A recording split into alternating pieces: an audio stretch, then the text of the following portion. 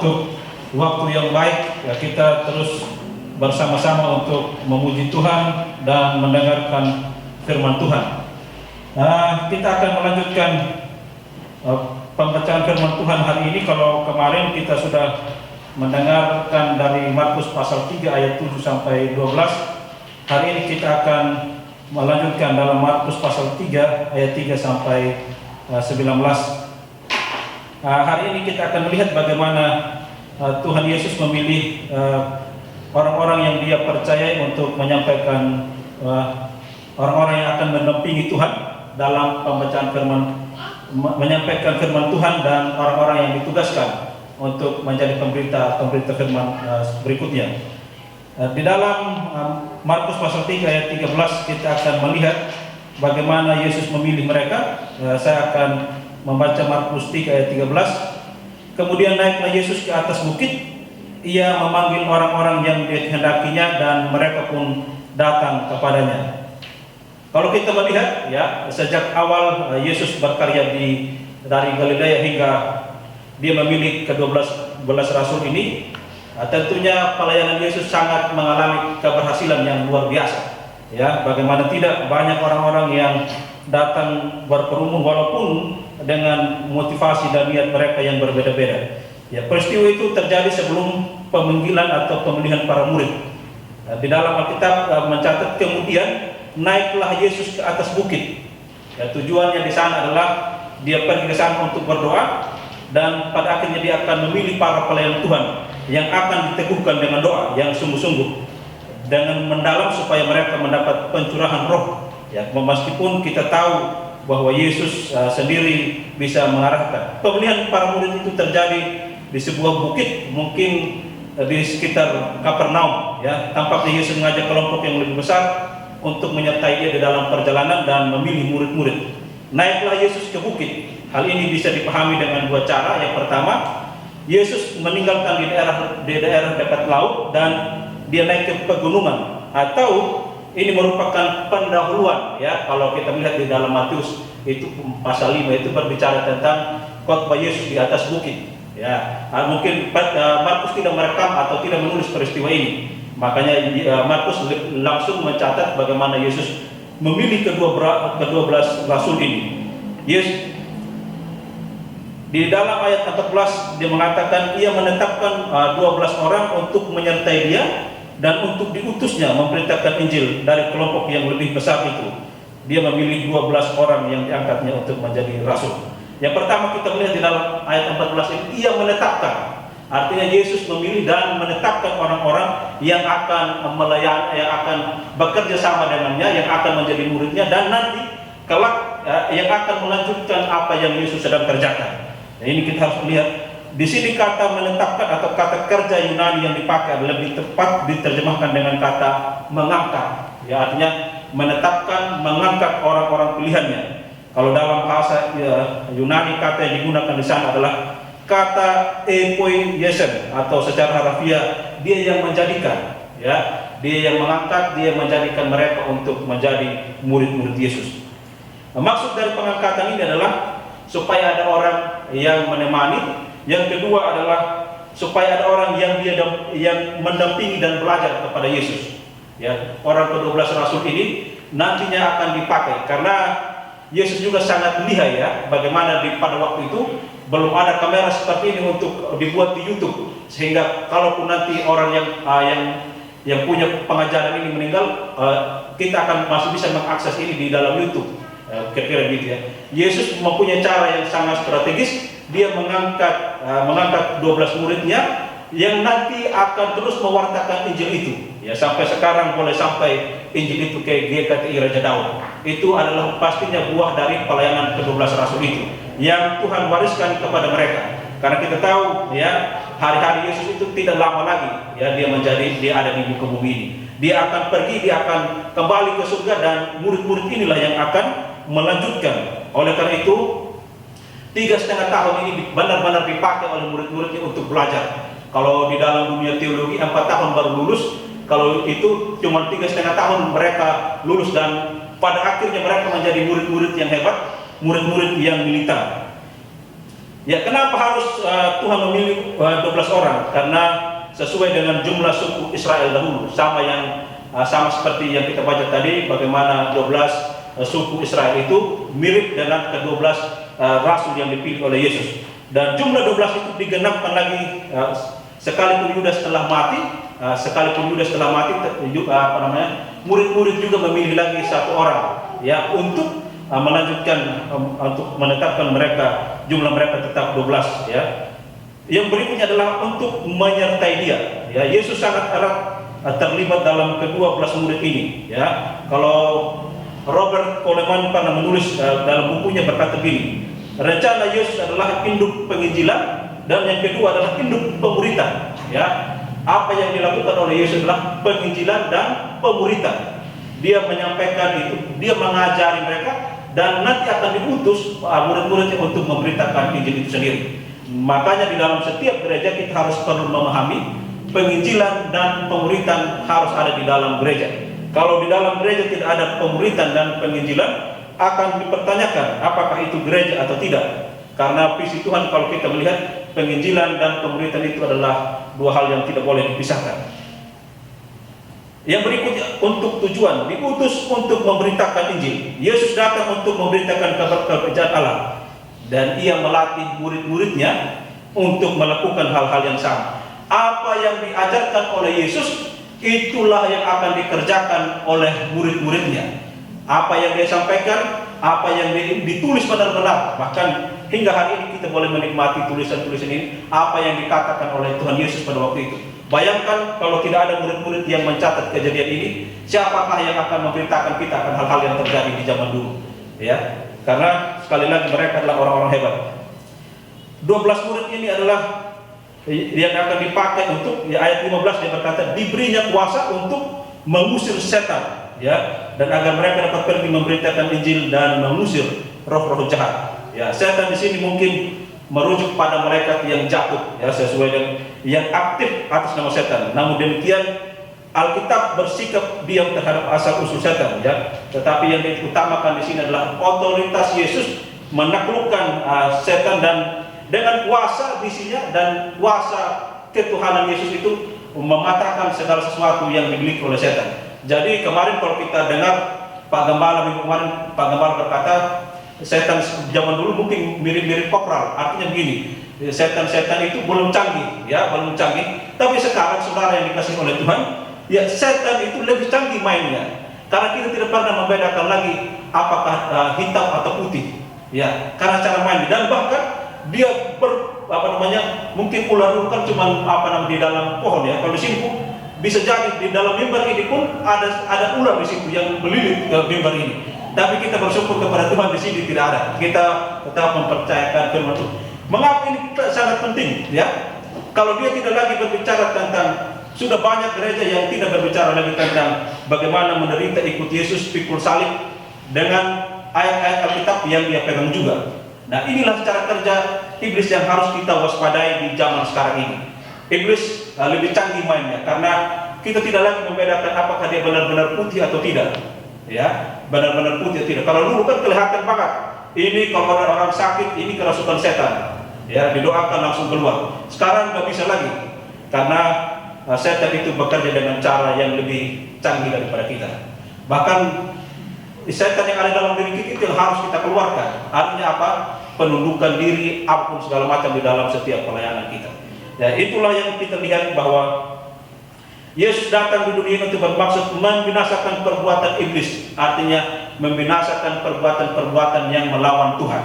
Ya, jadi kita lihat di dalam diri kita, kalau ada perbuatan-perbuatan kita yang melawan Tuhan, itulah iblis itu yang harus kita yang kita harus keluarkan di dalam diri kita. Kita menjadi orang-orang yang benar-benar bertobat di dalam pelayanan kita, di dalam keseriusan kita di dalam pelayanan itu juga sangat perlu ya, karena Tuhan sudah memberi kita otoritas ya, otoritas untuk menaklukkan itu. Jadi kita tidak lagi di bawah kendali dosa itu, tetapi kita sudah dimerdekakan oleh Yesus Kristus di atas kayu salib. Ketika dia datang ke dunia dan pada akhirnya dia menyelesaikannya di atas kayu salib ya. Markus mengajarkan bahwa setelah kebangkitannya Yesus menekankan kembali kepada para pengikutnya tugas mereka untuk memberitakan Injil. serta kekuasaan mereka ke atas iblis dan roh-roh jahat. Itu yang harus kita pentingkan. Nah, ketika Tuhan memilih 12 rasul ini, yang pertama adalah Petrus ya. Ke-12 rasul ini ada orang yang ditetapkan, itu ialah Simon yang diberi namanya Petrus. Ya, kalau kita melihat Petrus juga disebut dengan istilah Kefas. Simon juga artinya disebut dengan pendengaran, atau Tuhan menjuluki dia dalam Matius 16 ayat 18, dia berkata, "Dan aku pun berkata kepadamu, engkau adalah Petrus, dan di atas batu karang ini aku akan mendirikan jemaatku, dan alam maut tidak akan menguasainya." Itu juga yang nama lain dari Petrus, dia adalah batu karang ya, batu karang. Makanya kalau kita melihat ya, para orang Katolik itu menyebut Petrus itu sebagai paus pertama ya, tapi kita seorang Kristen Protestan tidak mengakui itu, karena kita percaya Petrus itu ada dalam Alkitab.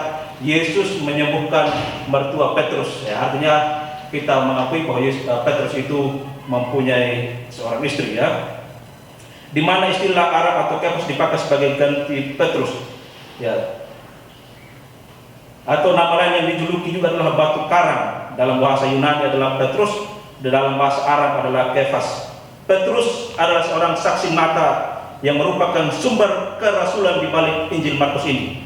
Jadi kita akan nanti teman-teman melihat di dalam catatan lengkapnya. Jumlah dan nama mereka adalah ia menetapkan 12 rasul sesuai dengan jumlah suku-suku Israel. Di sini nama mereka disebut dalam urutan yang sama ya, sama seperti yang ada di dalam Injil Matius ya. Tidak dikelompokkan menurut pasangan, namun di dalam ayat ini sangat jelas bahwa Petrus yang pertama dan diakhiri oleh Yudas Iskariot yang mengkhianatinya. Di dalam ayat 17, Yakobus anak Zebedeus dan Yohanes saudara Yakobus, yang keduanya diberi nama Boanerges yang berarti anak-anak guru.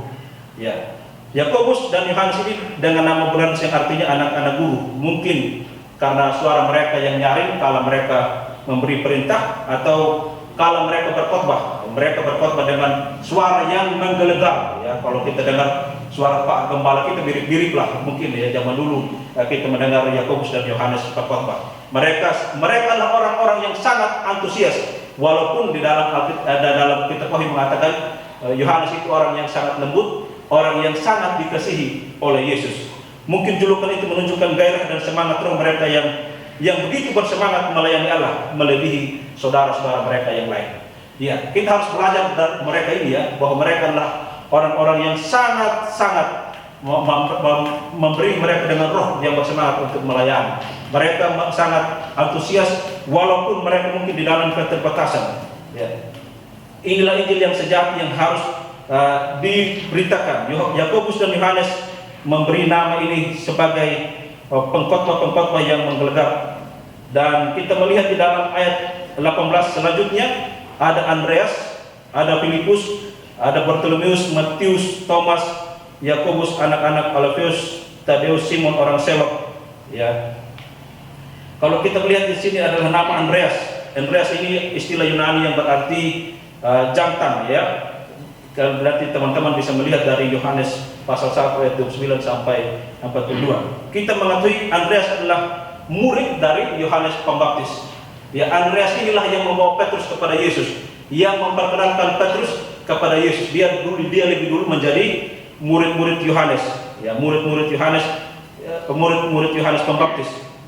Andreas ini juga lah yang yang memperkenalkan Yesus ini kepada Petrus, dan pada akhirnya Petrus juga dipanggil menjadi murid-murid Tuhan Yesus. Ya. Lalu kita melihat ada Matius. Matius adalah istilah Ibrani-nya berarti karunia Allah. Ini merujuk kepada Matius Lewi. Ya, Matius Lewi adalah orang-orang bendahara yang mungkin waktu itu dikucilkan. Dia adalah orang-orang yang sangat dikucilkan karena dia adalah pembangkang bagi negerinya. Ya, bagaimana dia bekerja untuk orang-orang yang mengkhianati, yang dia bekerja kepada orang-orang yang menjajah bangsanya waktu itu Roma. Dia menjadi orang-orang sebagai tukang penagih bagi orang-orang Israel pada waktu itu. Tentunya dia mungkin secara keuangan dia banyak uangnya, tetapi secara secara kelompok sosial mungkin dia bisa saja dikucilkan. Ya, dia memanggil Matius ini. Istilah yang berikutnya ada Filipus. Istilah yang Yunaninya berarti pencinta kuda, pencinta kuda. Ya, panggilan ini diuraikan juga di dalam Yohanes 1 ayat 43 sampai 51. Bartolomeus, istilah ini berarti anak dari Bartolomeus. Dia mungkin adalah Nathanael dari Injil Yohanes itu sendiri. Thomas, istilah Ibraninya berarti kembar atau bisa juga disebut dengan Didimus. Ya, ada nama Tadeus, ia juga disebut dengan Labeus atau Yudas, bukan Yudas Iskariot. Ya, baik Tadeus dan Labeus berarti anak tercinta. Ya. Dan ada nama yang berikutnya adalah Simon orang Selot. Ya, beberapa naskah menyebut orang Kanaan adalah beberapa naskah menyebut dia adalah orang Kanaan, tetapi di dalam terjemahan yang benar adalah Lukas memberi terjemahan yang benar bahwa dia adalah seorang bahasa Aram yang artinya Selot. Ya, rupanya Simon ini sebelum menjadi murid Kristus, dia merupakan anggota partai itu dari Selot. Orang-orang Selot ini adalah orang-orang yang sangat patriotik. Mereka adalah orang nasionalis sejati, bahkan mereka mau mati demi bangsanya. Ya, dan bahkan mereka tidak segan-segan membunuh orang-orang yang menantang, yang berani melawan mereka untuk membebaskan diri dari kemerdekaan. Ya, dia adalah orang nasionalis sejati dan dia membenci pemberontakan yang terhadap kekuasaan Roma pada waktu itu. Dan yang terakhir ada Yudas Iskariot yang mengkhianati dia. Ya, Yudas disebut juga sebagai ada 3 macam nama yang diberikan kepada dia. Yang pertama adalah Yudas berarti pria dari Keriot. Yang kedua, dia adalah orang Sika atau pembawa belati. Dan yang ketiga adalah diambil dari bahasa Arab, orang yang hidupnya berpura-pura atau pengkhianat. Ya, dia adalah orang-orang yang berpura-pura dan pengkhianat. Ya, saya rasa di antara kita tidak ada yang buat pengkhianat di tempat ini. Ya, di antara semua murid Yesus terdiri dari latar belakang yang berbeda-beda. Mereka ada yang nasionalis, ada yang menjadi pembangkang, ada yang pengkhianat, bahkan ada yang menjadi temperamennya kurang bagus. Kalau kita melihat Petrus itu adalah seorang yang sangat emosional. Dia orangnya adalah melakukan dulu baru dia sadar. Ya, contoh kita lihat bagaimana dia menghunus telinga Markus ya pada waktu peristiwa di Taman Getsemani. Dia adalah sedangkan Lewi adalah orang-orang yang dianggap sebagai orang-orang yang pengkhianat bagi bangsanya, sedangkan Simon orang Selot adalah seorang fanatik. Ya, kalau kita melihat di sini Bapak Ibu yang dikasihi oleh Tuhan, bagaimana murid-murid ini di antara semua murid Yesus ini bergabung dalam satu kelompok, mereka mau menjadi murid Yesus. Apakah banyak tantangan yang mereka hadapi pada waktu itu? Sangat-sangat banyak. Karena ajaran Yesus ini masih sangat baru. Tentunya kalau ajaran yang baru itu masuk, pasti akan dianggap bidah atau sesat. Apalagi kita melihat di zaman itu, Yesus menabrak semua aturan-aturan yang selama ini sudah mendarah daging di kehidupan orang Yahudi. Tentunya Yesus akan dimurkai. Bukan hanya Yesus yang dimurkai, tentunya orang-orang di sekitar Yesus pun pasti akan dibenci. Ya, pasti akan dibenci dan dihina mungkin. Ya, tetapi mereka ini mengambil suatu resiko yang sangat-sangat hebat. Mereka semua bertekad bulat untuk mengikuti Yesus. Sampai pada akhirnya kita melihat ya, orang-orang yang demikian selain Yudas Iskariot ini, mereka benar-benar pengabar Injil dan mereka bahkan menjadi martir. Ya, bagaimana kita melihat Petrus, ya, dia dibunuh, dia disalibkan dengan kepala terbalik. Ya, dia berkata karena dia mengatakan dia tidak layak disalib sama seperti tuannya. Dia lebih layak kalau dia disalib secara terbalik. Bagaimana kita melihat Thomas menjadi martir di India, dan di sana kita melihat ada pergerakan Injil. Saudara yang dikasihi oleh Tuhan, ya, di dalam Markus ini kita melihat ke-12 murid Tuhan Yesus ini. Kekristenan dimulai dengan kelompok yang majemuk. Di dalamnya ada berpadu 2 ekstrim. Ada Matius, seorang pemungut cukai yang dibenci oleh negaranya. Sedangkan di sana juga ada Simon orang Selot yang sangat-sangat menjunjung tinggi nasionalisme yang sejati.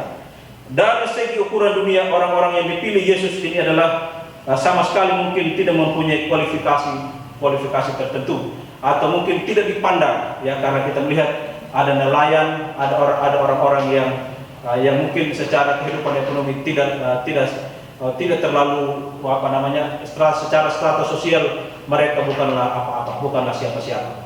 Tetapi Tuhan memilih mereka, dan kita melihat di dalam ayat terakhir, atas kerelaan hatinya Yesus memilih dan menetapkan mereka untuk menjadi murid-murid Yesus sendiri. Ya, di antara ke-12 rasul ini kita melihat mereka adalah orang-orang hebat yang dipakai Tuhan, ya, yang dipakai Tuhan untuk menjadi murid-muridnya. Di sini kita melihat Yesus mengemukakan bahwa pertama ia memanggil mereka untuk bersama-sama dengan Dia. Ya, ia memanggil mereka, ia menetapkan mereka dan mengutus mereka untuk menjadi murid-muridnya.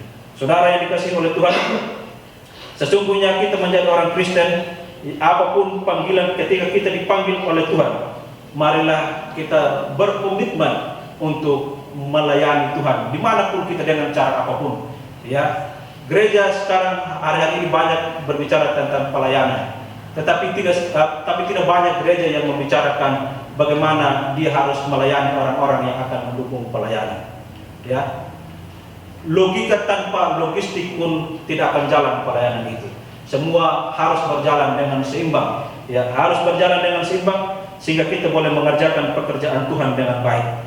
Kita akan melihat mereka ini adalah, dan di antara 12 rasul katanya ada Yudas Iskariot. Yudas Iskariot memang bukanlah orang, walaupun Tuhan memilih katanya, tetapi di antara kamu memang dia berasal dari iblis, yaitu Yudas Iskariot. Yudas memang ditetapkan untuk binasa oleh Tuhan. Ya, karena kalau kita melihat sebenarnya dosa Yudas dengan Petrus pun benar-benar tipis itu. Yudas mengkhianati Yesus. Sedangkan Petrus juga kan menyangkal Yesus. Dia, apakah engkau mengenal dia? Katanya tidak, katanya. 3 kali lamanya, selama 3 kali Petrus menyangkali Yesus. Tetapi dia berkata, pada akhirnya Petrus menyesal dan kembali lagi atas penetapan Tuhan. Petrus juga menjadi orang yang berkenan di hadapan Tuhan, dan pada akhirnya dia menjadi rasul yang rela mati. Kalau kita melihat saudara yang dikasihi oleh Tuhan, itulah pemilihan Tuhan kepada ke-12 rasul ini. Ya, ke-12 rasul ini adalah orang-orang yang hebat selain dari Yudas, ya, Yudas Iskariot yang merupakan yang mengkhianati dia. Kata kerja yang telah diwarnai dengan deskripsi Injil Yohanes, bahwa awal itu berarti menyerahkan kepada pihak yang berwenang untuk mengkhianati Yesus adalah sebuah misteri. Tetapi kita kembali lagi melihat itulah pemilihan Tuhan kepada orang-orang yang militan ini. Sekali lagi, di dalam pelayanan kita, ya, sebagai murid Tuhan Yesus, kita mungkin belum sampai 12 orang, ya. Tapi jangan sampai 12, kalau boleh 13 ya Pak Gembala, ya, supaya jangan ada yang menjadi pengkhianat di dalamnya. Ya, saya rasa ini maksud saya adalah mari kita ambil semangat orang-orang ini yang sudah menjadi teladan. Ya, mungkin kita tidak sampai memberikan nyawa kita kepada Tuhan, tapi mari kita memberikan seluruh kekuatan, tenaga, pikiran kita untuk melayani Tuhan secara bersama-sama. Ya, jangan pernah mengeluh di dalam pelayanan, atau jangan sampai ada yang bermalas-malasan di dalam pelayanan. Mari kita serius bekerja sama, membantu apapun yang bisa kita lakukan di dalam pelayanan ini. Ya, apa yang bisa kita kerjakan, apa yang bisa kita lakukan, sehingga pada akhirnya kita boleh melihat bahwa Tuhan juga ingin memakai kita. Amin. Dia ingin memakai kita untuk menjadi pelayan-pelayannya. Dia ingin kita juga menjadi orang-orang yang menjadi rasulnya di zaman sekarang, untuk pergi memberitakan Injil. Kita hadir di tempat ini dipakai juga untuk mengutus, memberitakan. Kalau bukan kita yang pergi, siapa lagi? Kalau bukan sekarang, kapan lagi waktunya? Sekaranglah waktunya kita untuk mengambil bagian di dalam pelayanan yang boleh Tuhan anugerahkan di dalam pelayanan kita. Apakah di gereja ini, dimanapun Anda ditempatkan. Mari sungguh-sungguh di dalam pelayanan, supaya kita jangan menjadi Yudas, ya, menjadi Yudas di dalam pelayanan. Karena Yudas ini pastinya dia tidak sungguh-sungguh. Yudas ini Alkitab mencatat dia adalah seorang bendahara, tapi dia juga orang yang sering mencuri uang kas itu, ya.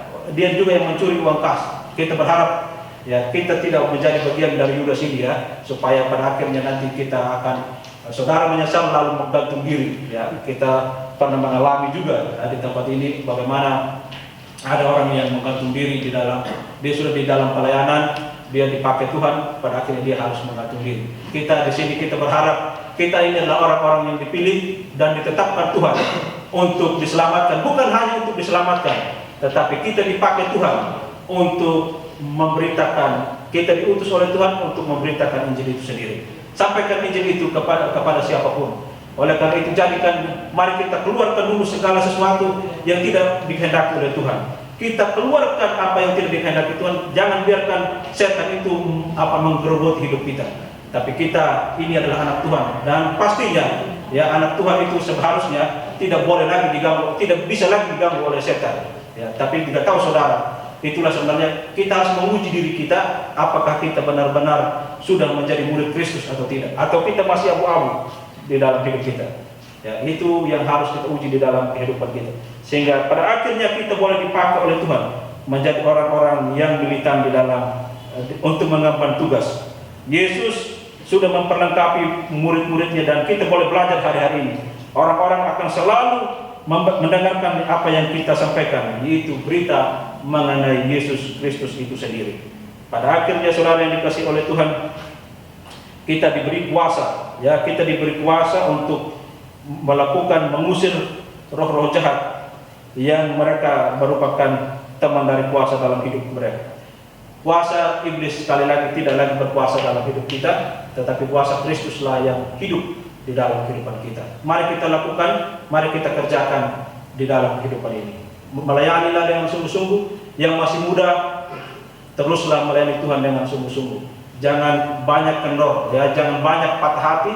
Ya, patah hatilah karena ada Kristus. Maksudnya lebih cintailah Kristus itu lebih dari siapapun. Ya, karena kita nanti, jangan sampai nanti kalau kita penyembahan, kita bilang haleluya di dalam gereja, habis itu lupa lagi kita. Atau kita sudah menangis di dalam gereja, pulang lagi, kita disenggol sedikit aja langsung marah atau langsung maki-maki. Kan kejadian itu sering terjadi. Tapi saya berdoa kita tidak lagi menjadi orang-orang yang demikian. Kita menjadi orang-orang yang kuat di dalam Kristus. Ya, kita di tempat ini kita bersyukur, kita sudah diajarkan, ya, bagaimana kita dididik menjadi orang-orang yang militan di dalam Kristus. Kita bersyukur kalau gereja ini tidak lagi mengajarkan pengajaran yang hanya menyenangkan telinga, tetapi sudah mengajarkan, ya, saudara tidak lagi makan bubur, tapi harus makan nasi supaya keras hidup ini. Ya, semakin kita semakin kita kuat, makin banyak tantangan, kita tidak lagi takut untuk melayani Tuhan. Kita akan berkata, saya tetap melayani Tuhan sepanjang umur hidup saya. Tidak ada lagi kekhawatiran untuk tidak melayani Tuhan dengan sungguh-sungguh. Ya, Anda adalah orang-orang yang militan di dalam Tuhan. Mari sekali lagi di dalam hidup kita ini, mari kita jadikan hidup kita sebagai Injil yang terbuka, ya, yang dapat disaksikan oleh banyak orang, sehingga lewat hidupmu ada banyak orang mencari Yesus. Sehingga lewat hidupmu banyak orang yang berkata, aku ingin mengenal Yesus lebih dalam. Tapi jangan lewat hidup kita merusakkan nama Yesus. Mari kita mengawali pelayanan ini dengan baik dan mengakhirinya dengan baik. Ada banyak juga hamba Tuhan, ya, ada banyak yang hamba Tuhan yang melayani dengan sungguh-sungguh awalnya, tetapi pada akhirnya mereka sepertinya Tuhan sangat murka kepada mereka. Ya, kita lihat kalau teman-teman mengikuti, ada hamba Tuhan besar, ya, ada hamba Tuhan besar, setelah dia mati baru terungkap semua peristiwa yang dia lakukan. Ya, tetapi kita berdoa, terlebih anak-anak yang dipakai menjadi hamba Tuhan di tempat ini, kita berdoa untuk Tuhan kuatkan kita finishing well, mengakhiri pertandingan dengan baik, sehingga pada akhirnya kita berkata, saya sudah mengakhiri pertandingan dengan baik. Ada anak muda di kampung saya, dia kerjanya mabuk, terus habis dia meninggal langsung tulis dalam batu nisan itu, aku sudah mengakhiri pertandingan dengan baik. Padahal kerjanya selama ini cuma mabuk-mabukan, tapi ayat Alkitabnya, aku sudah mengakhiri pertandingan dengan baik. Ya, itu sebenarnya sama halnya kita sedang menipu Tuhan. Kita harus menguji kita. Kita tidak bukan hanya sekedar beragama, tetapi kita menjadi orang Kristen yang benar-benar mengikut Kristus. Kiranya Tuhan memberkati kita. Amin.